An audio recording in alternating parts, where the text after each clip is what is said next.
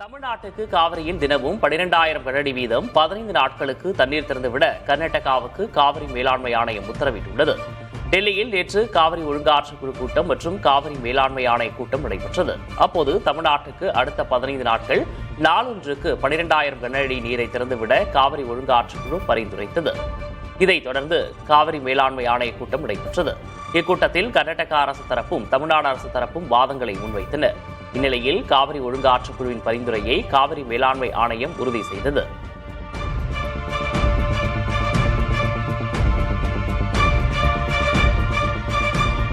காவிரி நீர் விவகாரத்தில் விவசாயிகளை பாதுகாப்பதும் நீதிமன்ற உத்தரவை பின்பற்றுவதும் எங்கள் கடமை என கர்நாடக ஆளுநர் டி.கே. சிவக்குமார் தெரிவித்துள்ளார். தமிழ்நாட்டுக்கு அடுத்த 15 நாட்கள் நாளொன்றுக்கு 12,000 கனஅடி காவிரி நீரை திறந்துவிட காவிரி நீர் ஒழுங்குமுறை குழு பரிந்துரைத்துள்ளது.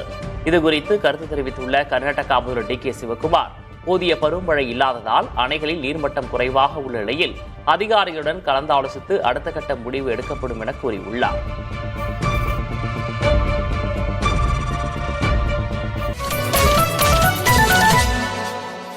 தமிழ்நாட்டில்